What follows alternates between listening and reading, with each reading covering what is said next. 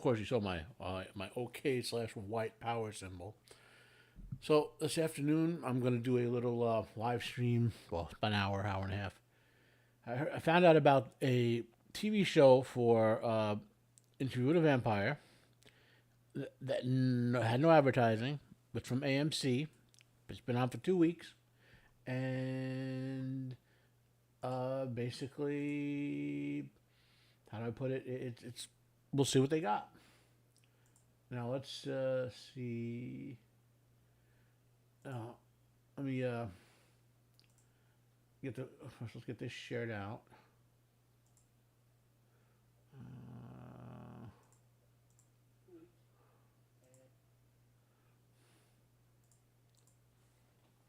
so first, we'll share it out so everyone can see. Anyone wants to is curious about my thoughts on this.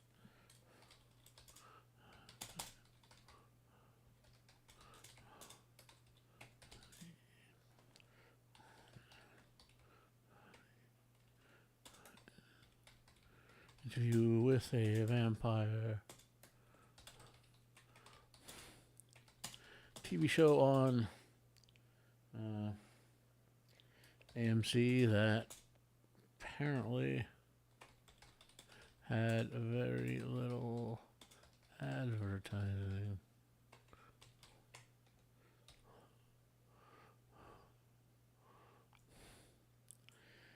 And we'll share that out so people can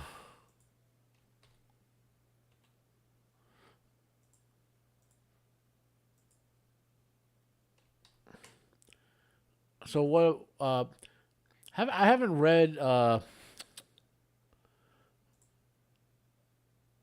read any of Anne Rice's books in over 10 years. But from when I was maybe 15 to when I was um, 15 till I was around, I don't know, 35 or so. I probably read the vampire books and the Ramses the Damned and the Mayfair Witches books at least 3 or 4 times each. They were always entertaining. Uh, you know, that's some cool. How do I put it? In terms of the ones I would tell anyone to read, the first 5 Interview with a Vampire books and Ramses the Damned, amazing. Okay. Matter of fact, we'll do a little series overview before we start the thing, so I can share my thoughts on that. And Rice, Wikipedia, pop it in the window capture, wiki.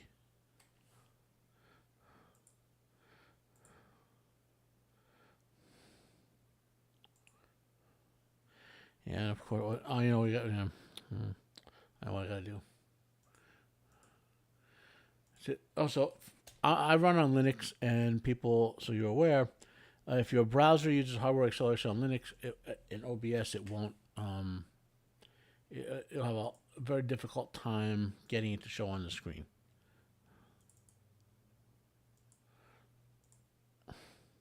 So I have Firefox with no acceleration enabled, so we can talk about stuff. Okay. Now, so where are we with as far as the Vampire Chronicles? So let's go to our bibliography. So I've read all of the Vampire Chronicles up through Blood Canonical. I never really went back to any of the next 3. I read I read all 3 of these Mayfair Witches books. I read the first month. I've read the Mummy of Ramses the Damned, and basically the first the first Ramses the Damned book, and I think I went and read the second one. Not 100% sure. Okay. I read the Feast of All Saints years ago. Read Servant of the Bones. I think I read her Song of the Seraphim books too. Right. As we know, Mrs. Rice, Anne Rice passed away December 11th, 2021. So she's I won't say a complete author, but she's worth reading. Her son continues some of her series independently. So where does this leave us? Well, as far as recommending the Vampire Chronicles, the first five books are awesome. Some people say the first three are awesome. The fourth and fifth are so-so. Um, of the five, the Tale of the Bayou Thief is by far my favorite of the five. I know people love the Vampire Lestat. I know people love Interview, but um, the Tale of the Bayou Thief is basically a little different than most of the others, so to speak. It's less an origin and more a give you a lot of insight into Lestat's character. Okay, and Memnock the Devil gives you insight into the setting that you don't get from other books. Um, and then after that, Blackwood Farm, after the first five, is my favorite of that series. Right, my favorite book she's ever written is the Mummy of Ramdas the Damned. Okay, so you got an idea where I stand on it. As I said, I haven't read them in about 10 years, but I have a strong place in my heart for those Anne Rice books because they were entertaining. So, what am I expecting out of this? Well, in the I'm on one hand, AMC has done some very good horror stuff. Uh, they had I can't remember the name of the show offhand, but I'm tired. Sorry about that. But they've done some very good horror stuff on and off over the years. On the other hand, in a modern environment, um, with all the wokeism and all that, I don't expect a lot. Um, so let's see what we got. Now I have this set so you cannot hear hopefully what I am hearing and watching, but I will watch live and I will occasionally put on screen so you can see if I'm talking about something, but I won't but I don't want to get copyright struck, as it were. So I'm starting now. I'm playing the music very low so you guys can't hopefully hear it. You know. The opening music is kind of a cross between like bagpipey and menacing. The opening episode is called In Throes of Increasing Wonder. And we have a commercial. I mean, oh no, okay, this isn't a commercial. I believe they're doing a fake commercial in the show. Yeah, got it. So we're meeting Daniel Malloy. Um,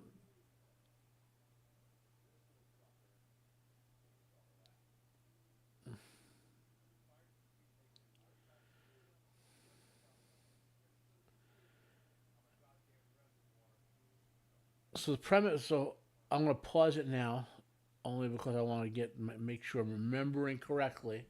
Okay, it's been a long time since I read this book.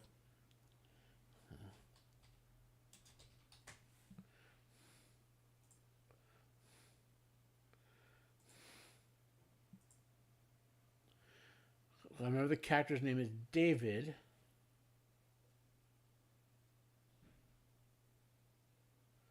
And the character of David starts out as a background character.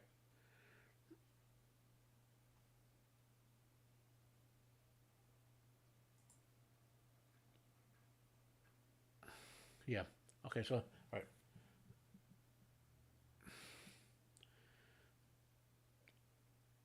I believe the cat, if I remember correctly in the book series, David Malloy, who they're giving you a big introduction to here, um, is a background character in an interview and shows up as a reoccurring character in the later books. Okay, he's never a major character. They're making him an older character, from what I understand on the visual look here. Okay.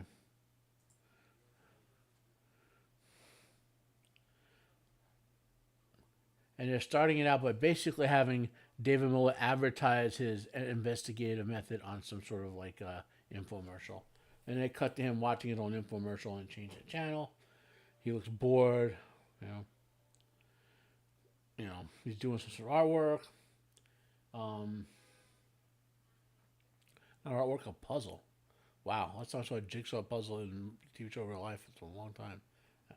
I like them actually. Would actually do them at a kitchen table in this place. Okay, so he gets the package in the mail.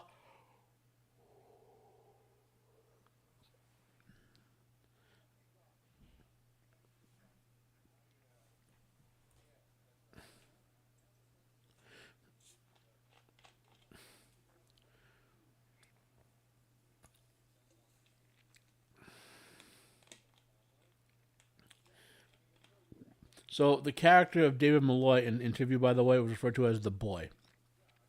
I don't think he even got a name until later books. And he was a kid. He was a kid reporter. So they're already going with the idea he's a more successful reporter here. Got the letter from Louis. Whole bunch of recorded tapes. He's looking. He has to look up going through his stuff, looking for an old tape recorder. That's a little preposterous, given the way reporters work. You'd think that most of them would have a professional tape deck somewhere. Just something you would. Oh, he's using a standard old radio for it.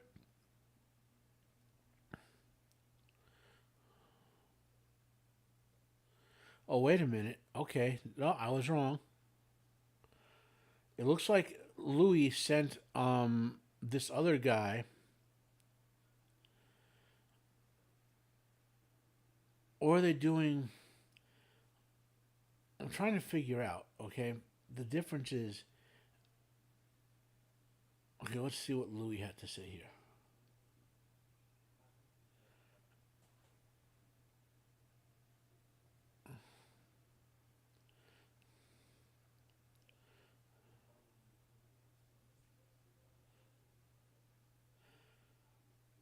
Oh, okay. So they're doing a time skip.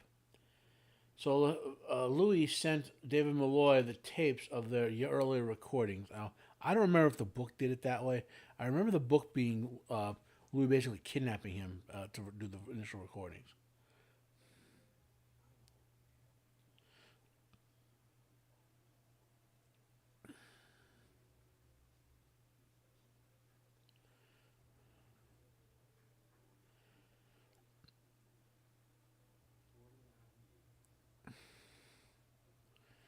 So this is Louis. Is this a okay? Now, right now, I'm going to pause here before I show you Louis.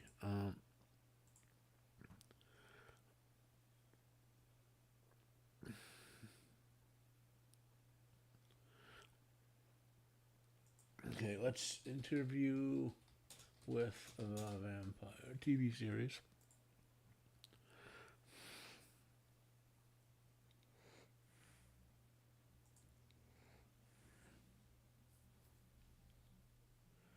Oh God. Oh my God.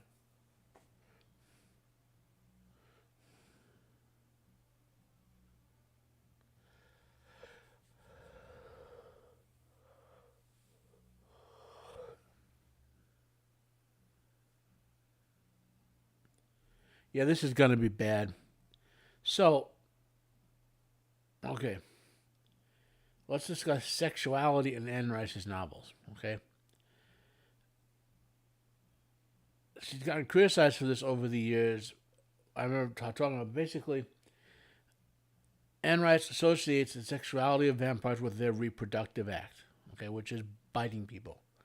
They consume and get a sexual hit off of it because that's also how they reproduce. Okay, it's associative. So vampires don't have sexual thoughts just for sexual thoughts purposes. It's a right. It's a critical way of the way she built the structure. Right. So it's not so much that Louis was homosexual. It's that vampires are asexual, and their sexual act is biting people. Okay, important to remember that distinction. Now, this reimagining is going full on woke. Okay, the original Louis is a 18 I want to say 1700s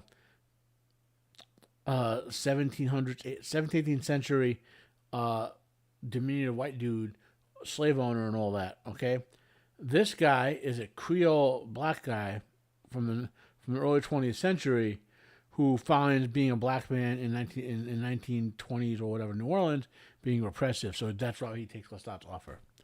So they have totally changing this. And again, like anything, it's gonna suck. You know, not because he's black, but because you could have actually found a way to make a New Orleans guy from 1700s who owned slaves a black guy, since there were thousands of them who did. Okay, but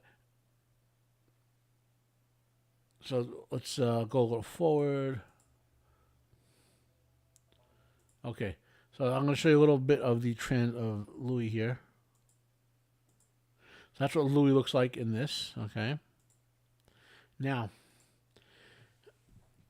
the premise of this is that this picks up years and years later, after this 50 years later approximately, from when Louis originally did his story, his interview with the interview with Vampire tapes that became the book Interview with the Vampire in an internal setting. Okay, so that's the premise of this. Now, you can tell this is going to go off the rails, but let's keep going here.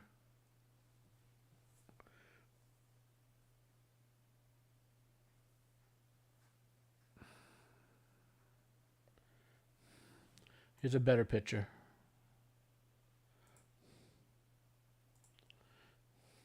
Again, no, I have no issue with. I would have no issue with recasting Louis as a black guy because of the particular time place he's from, and it would fit a black guy who owns, who was like a 17th, early 18th century guy who owned a plantation and slaves. There were plenty of black people who owned black people in that era. Yeah.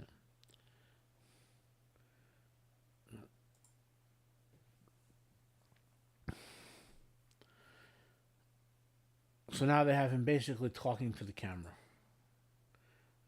but under the guys are talking to Daniel.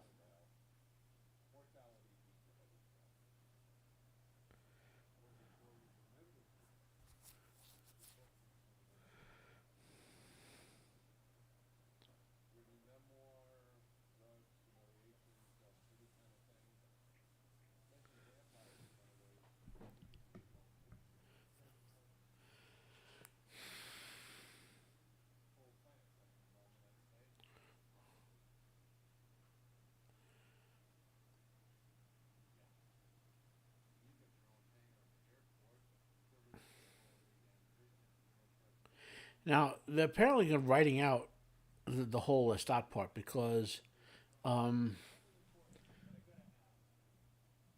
I'm trying to remember the sequencing, but Lestat shows up at the end of the Interview with the Vampire book. Uh,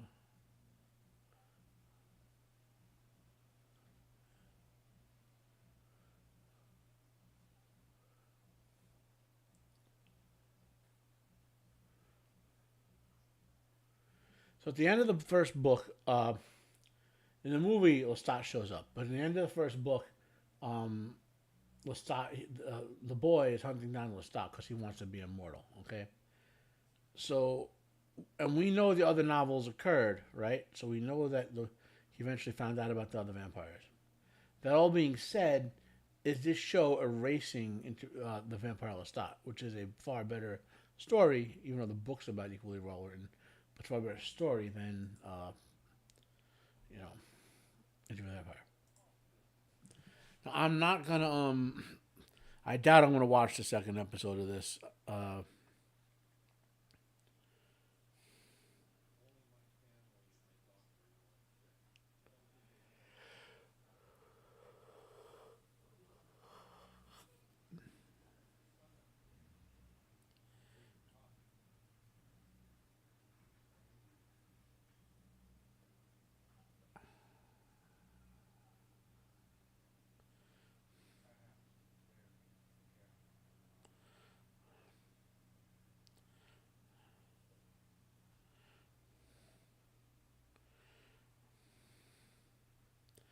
in sheer point of fact, in the books, I am fairly sure that Lestat made Louis sunproof by this time.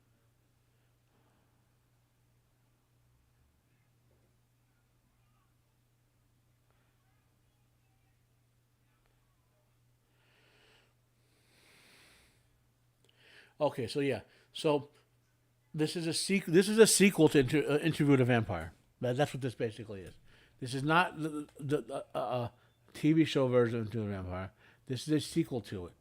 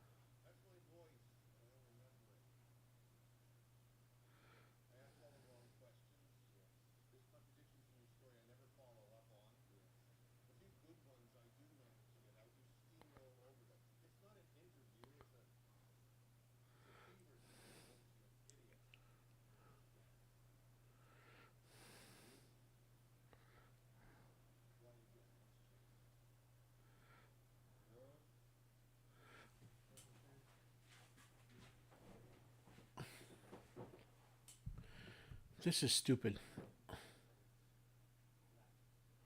I mean, this is literally very stupid.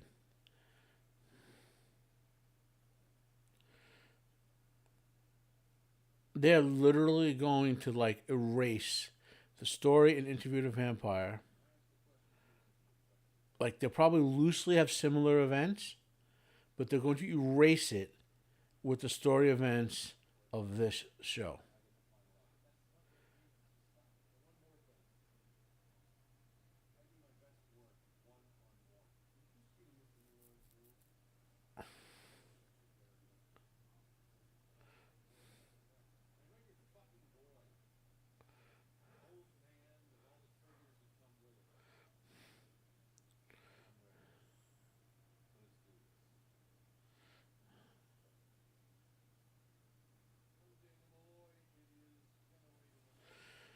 This is horrible.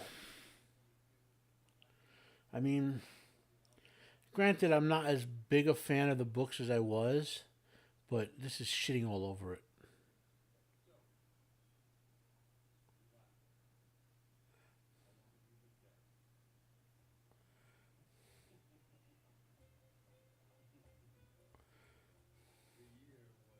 Total retcon. Yep, there we go.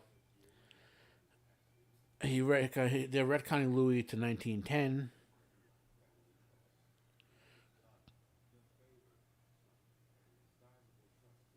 and he's still rich. That's granted.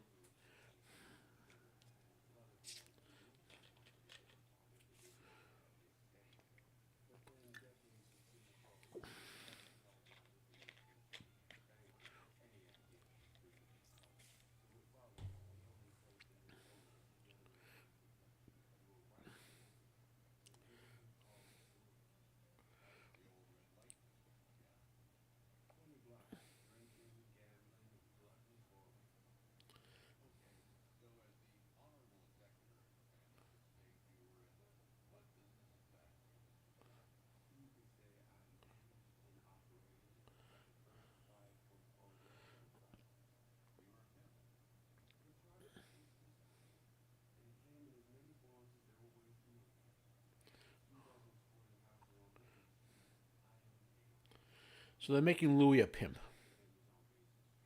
This is a joke. I mean, this is a joke.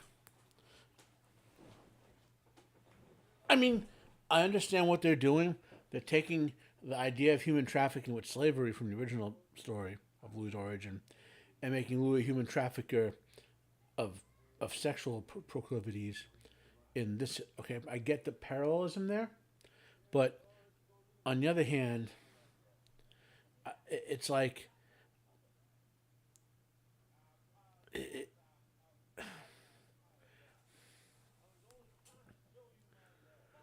one of the big gists of Interview with a Vampire is Louis was not a sympathetic character. Okay, he was a murderer.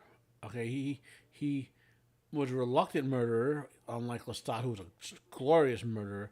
But they killed people to stay alive. Okay, and so you're not supposed to have sympathy for Louis as a character. You're supposed to be interested in the tale. Okay,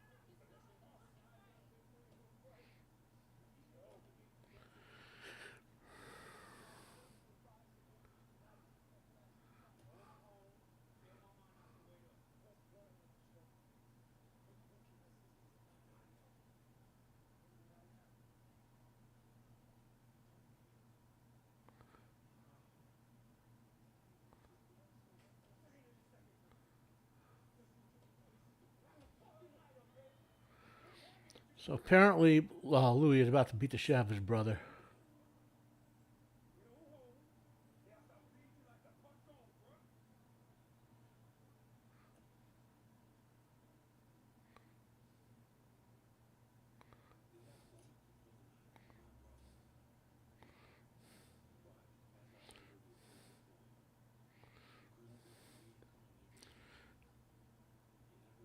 They're making Louis into a sort of sympathetic character here, and he's not a sympathetic character. That's the entire one of the entire gist of Anne Rice's novels. These powerful supernatural characters, you should not be having sympathy for them. Okay, they're all many of them are not killers, and she's very blunt about that. Okay,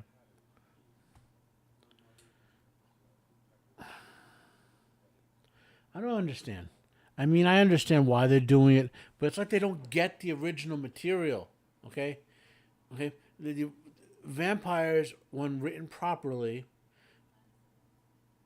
are not sympathetic characters. They're evil, and you're right. And you're looking at a story from a sort of tragic character, as opposed to a muhaha villain.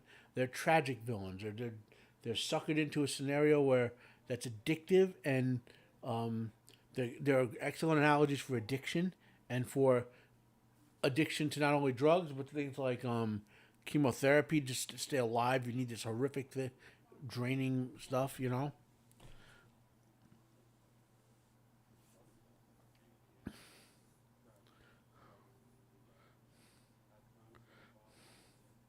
We did get a sign of Lestat. Doesn't seem tall enough, but then again, it's hard to get like 6'3", 6'4", blonde-haired, blue-eyed guy who can act.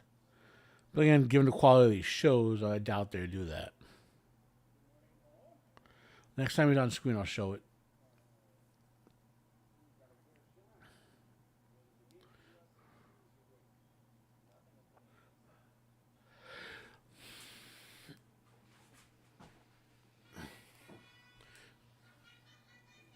Normally, I'd shut my phone off during all this, but uh,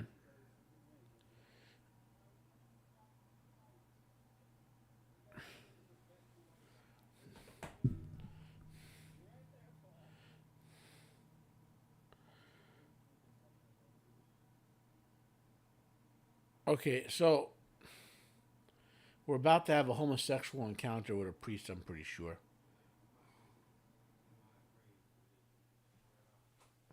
We'll find out.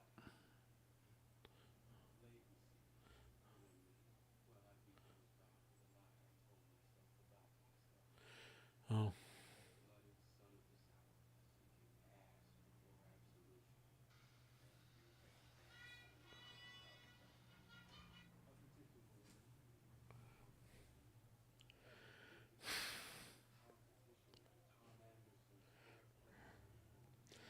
so they're going with the idea that he's repressing his own, like he's not out of the closet, so to speak.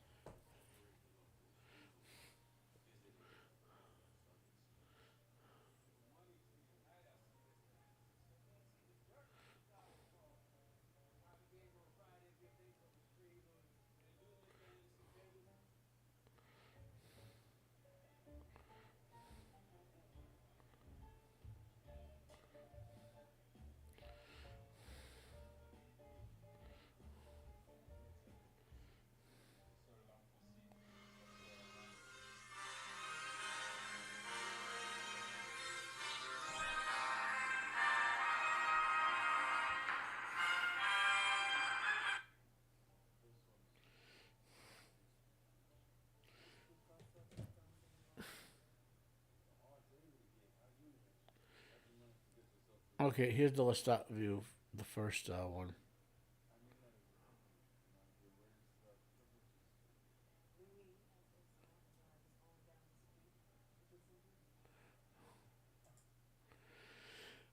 So here's what Lestat looks like right now. I'll eventually have a front view. They're making Lestat into a racist. nothing opposed to that because he, given the time period from, he was most like everyone else, he was something of a racist. But at the point we meet Lestat here, he just considers human beings food, could care less what color they are.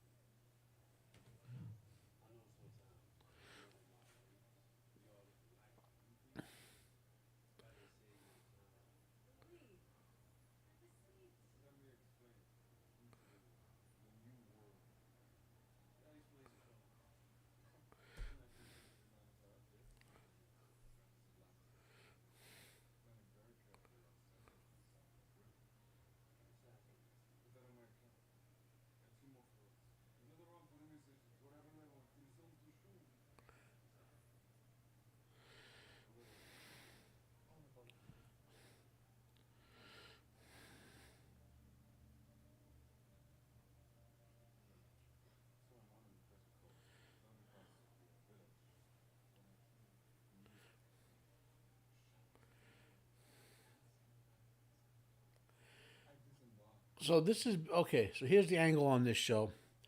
So remember, I mentioned way back there was a lot of people, especially in the gay community, who were saying, "Oh, there's all this homosexual symmetry, blah blah blah," and when they weren't understanding that she was talking about a predator prey relationship, that the sexuality was the reproductive part, blah blah blah. This show is being done by the people who were complaining about the original. Like they're reinterpreting her work in light of their way of interpreting it. Okay.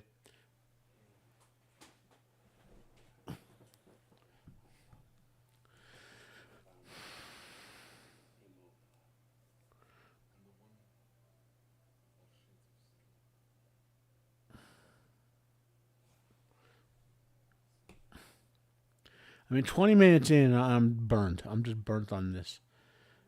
I guess we're just gonna have to live with the fact that 7 out of every 10 adaptations are just gonna be crap woke garbage.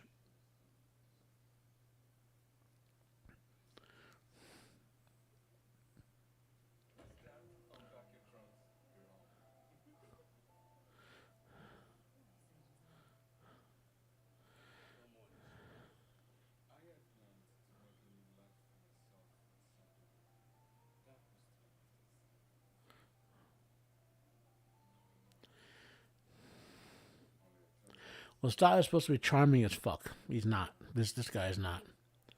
This guy comes across as creepy.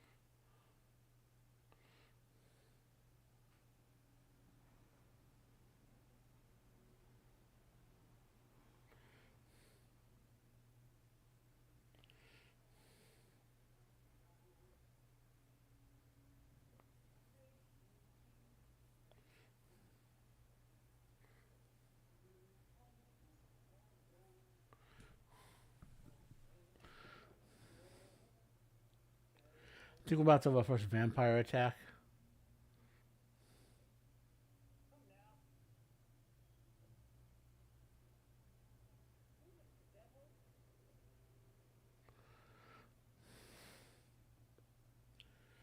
How literally says who the devil is about to get attacked by. I'm pretty sure Lestat. Yep.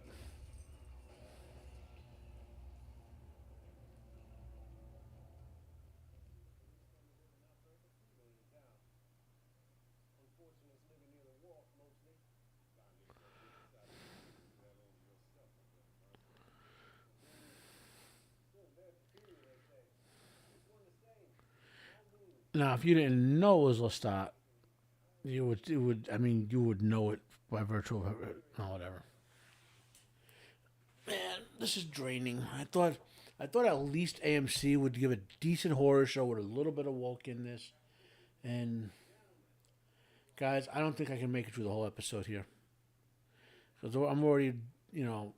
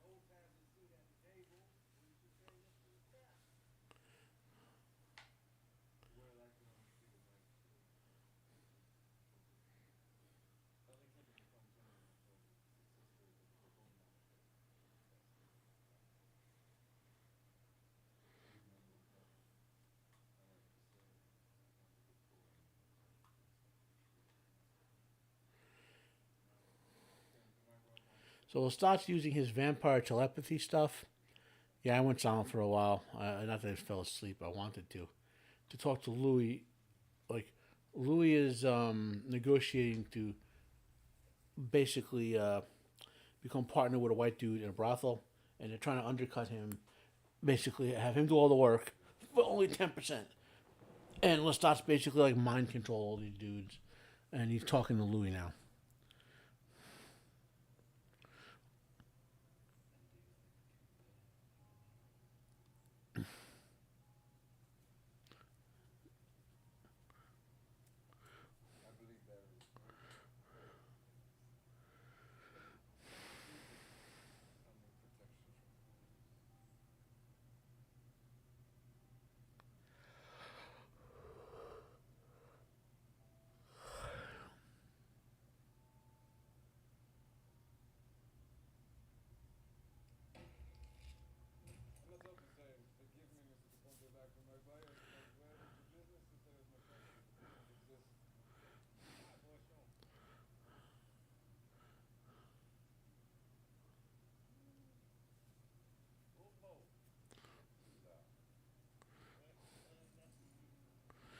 So we help Louis win with a full house.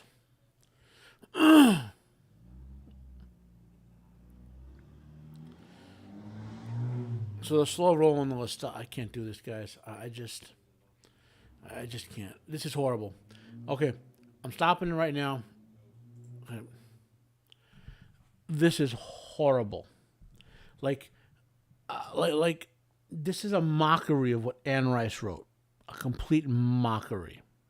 Okay, they've wokeified it to the nth degree.